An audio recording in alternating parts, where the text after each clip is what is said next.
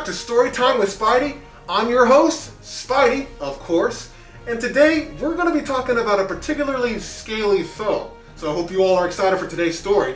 And before we get into it, if you like what you're hearing, please remember to hit the like button, subscribe for more, and leave a comment down below of what you may think of this foe. So with that all out of the way, let's get into today's story. Today's story is called Reptile Rampage. Dr. Kirk Connors, also known as the Lizard, was in trouble. Peter Parker knew it as soon as he saw all the pictures of the Lizard splashed across the front page of the Daily Bugle. Peter also knew that his boss, J. Jonah Jameson, would be mad that Peter hadn't delivered exclusive pictures of the Lizard. As soon as Peter walked into the Daily Bugle, J. Jonah Jameson called him into his office. "Parker, the Lizard is on the loose, and I need pictures," he demanded. "I don't care if you have to camp out in a swamp. I want a shot for the front page. And I also want a picture of that Spider-Man fighting the Lizard." JJJ shouted. He always expected perfection. "I'm your man. I'll get you those shots," Peter said to his boss. Meanwhile, Dr. Kirk Connor's wife, Martha, was very upset. She noticed her husband mixing up a strange formula earlier that week. She knew that he was trying to create a serum that would help him grow back his missing arm. But she also knew that it came with a serious side effect. It turned Dr. Connors into an evil villain called the Lizard. Spider-Man found Martha Connors sitting on her porch. She was looking at a picture of her husband. "I wish he didn't care about growing back that arm." She looked at Spider-Man with concern. "I'll find him," Spidey told her. "Don't worry. Please hurry," Mrs. Connors said. "You need to bring him into the lab and feed him that antidote."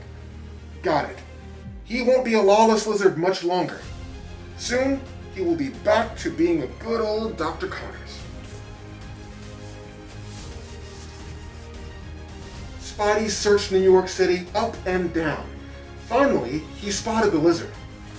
Spider-Man chased him into an ice cream shop, hoping to lock the cold-blooded beast in a freezer, which would diminish the Lizard's strength. Unfortunately for Peter, the Lizard escaped. "I'm not a fan of frozen treats," the Lizard called out to Spidey. "If you try to run from me, you're going to be on a rocky road," Spidey taunted. The Lizard stomped through the streets, creating a wave of destruction, crushing car windows and damaging storefronts. Spidey trailed behind the Lizard as they made their way up the building where Dr. Connors kept his lab. "Once you go in there, I can promise you you're not coming out," Spidey said as he scaled the side of the building. The Lizard tried to knock Spidey down with his powerful tail, but it didn't work. The Lizard roared, and it echoed through the city. People came out from the surrounding buildings and crowded around to see the excitement. Spider-Man was going to save the day. Spider-Man found a window to climb through and made his way into the lab, grabbing the antidote. But suddenly, the Lizard crashed through the door, followed by a group of angry reptiles.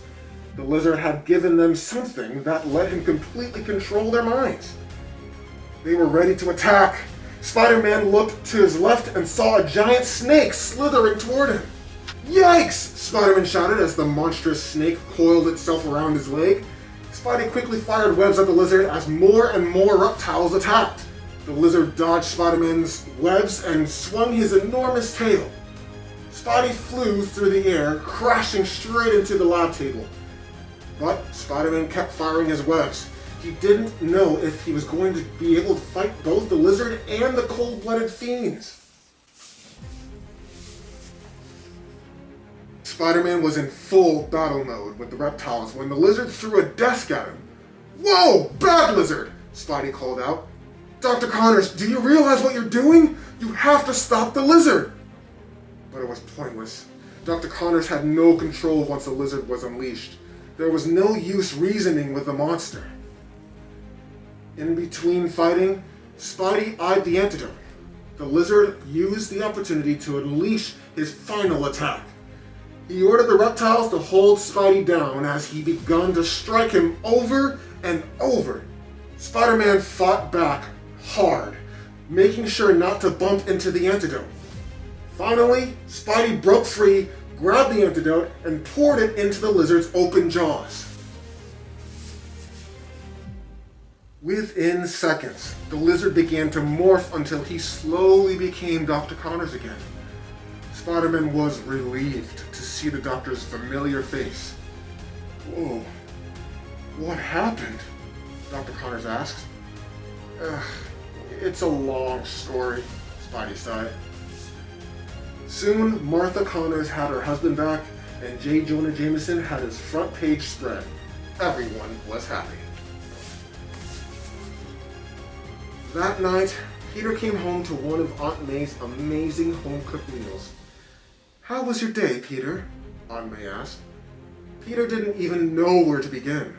Aunt May didn't know Peter was Spider-Man, and he certainly couldn't tell her about his fight with the lizard. "Don't forget to save room for dessert, Peter," Aunt May said as Peter finished his dinner. "I picked up a pint of ice cream, your favorite, Rocky Road." How about that? Well, there you have it. Another crazy story that I had, in this case with the lizard. Please be sure to come on back for more, since I have tons more crazy stories to tell you. Remember to like and subscribe so I can keep telling you these awesome stories. But until then, stay amazing.